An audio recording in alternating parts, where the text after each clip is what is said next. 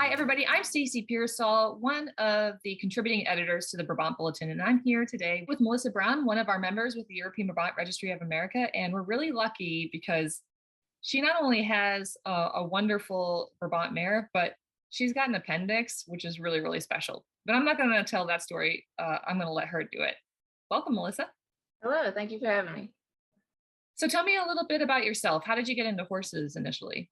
My mom had a horse when she was younger, and in middle school, she wanted me to start taking lessons. She just said it was a nice skill to have, and so I enjoyed it. And then when I got to high school, my mom decided, it's time for you to get your own horse.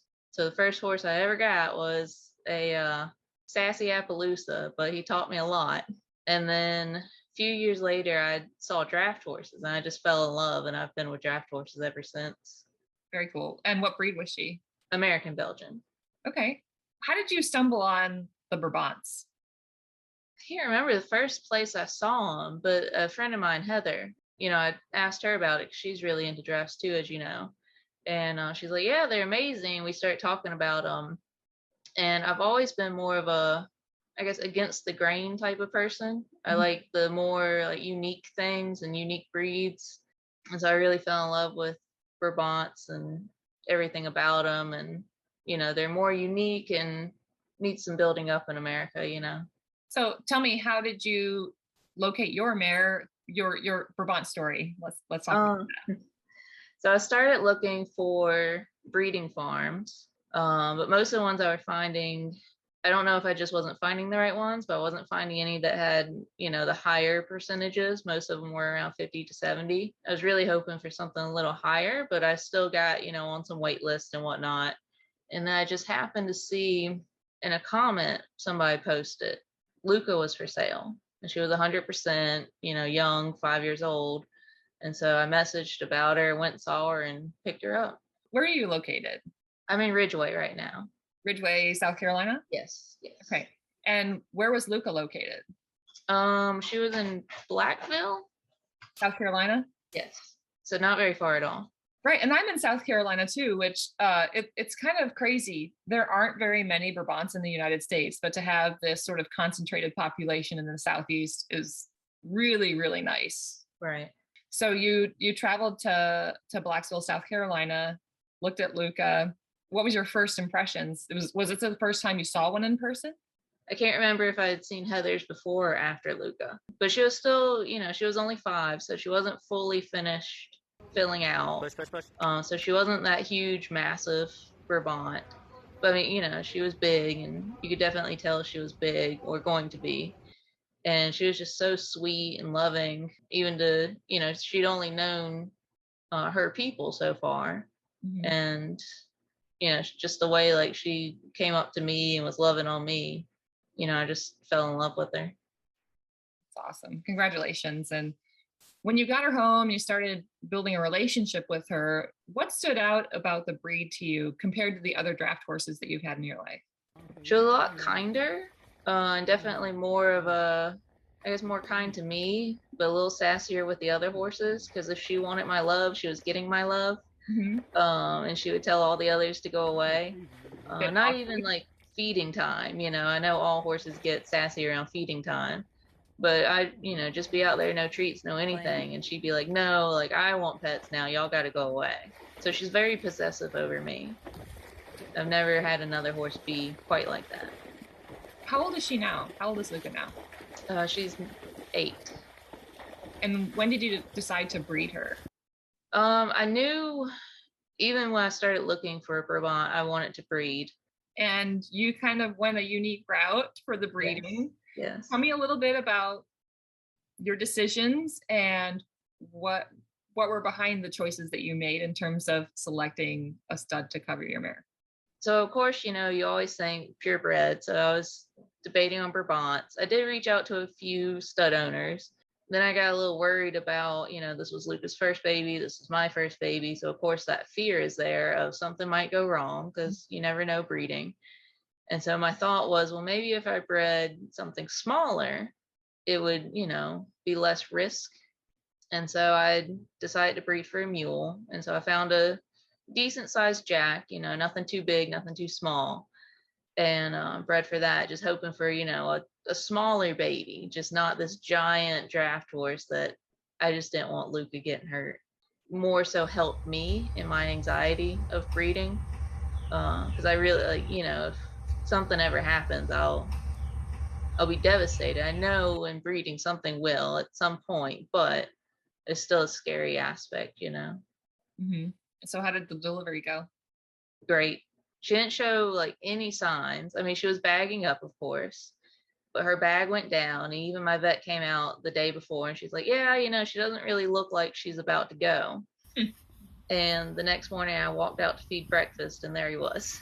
So I completely missed it. But of course the vet came out afterwards, checked her, and she's like, I've never seen a mare not even bruise. She showed no sign that she had just had a foal at all. So it went very well. Great. And so you said you had a boy. Tell me a little bit about him. So his name's Rivali's Gale. He is a sassy little guy, but he's so loving, like just like Luca. And he'll come up, he'll want hugs. So he'll put his head up and he wants to put his head over mine. And then he'll scratch my back while I scratch his withers. And, I spent all day that first day with him. So we're very attached at this point. Well, I know you don't see a lot of Brabants for one, but Right. you rarely ever see a Brabant mule. Have you come across other people that have Brabant mules? And do you find personality wise that the mules carry more of the Brabant personality, or do you think it's a 50-50 mix?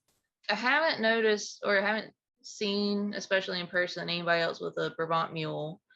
Really, I haven't been around too many mules to begin with. I've always wanted some because I've heard really good, once you go to a mule, you'll never go back and everybody loves them. So I'm not too familiar with, I guess, mules and their attitudes normally.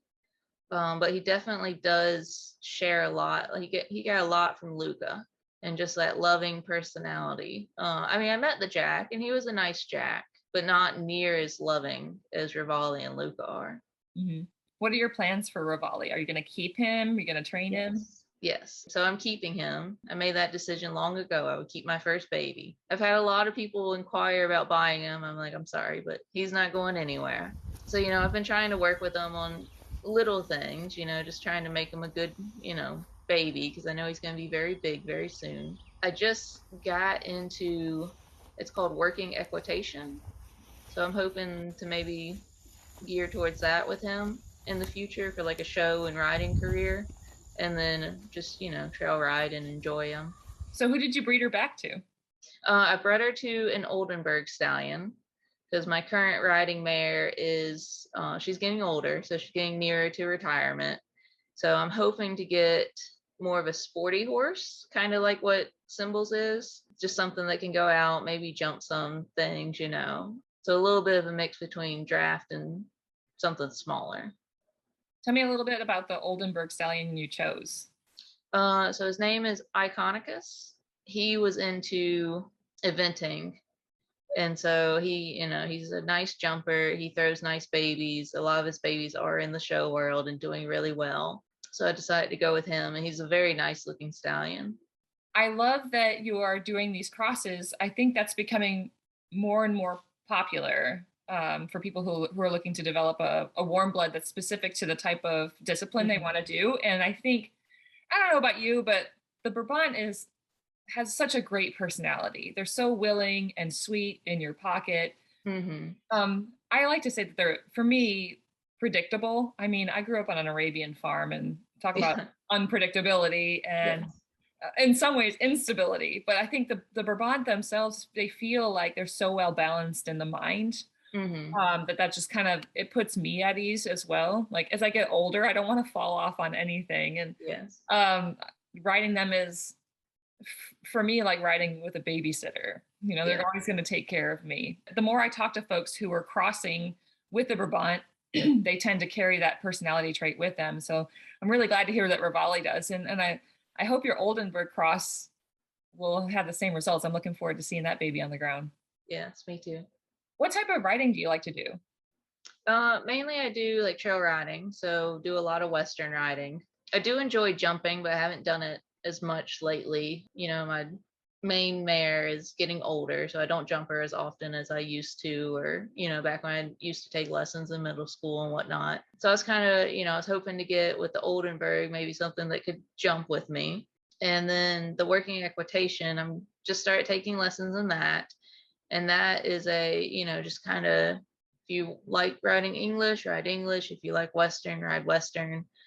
They more so look at you and the bond between your horse. So I like that a lot about it. So I'll probably do more so of a Western style.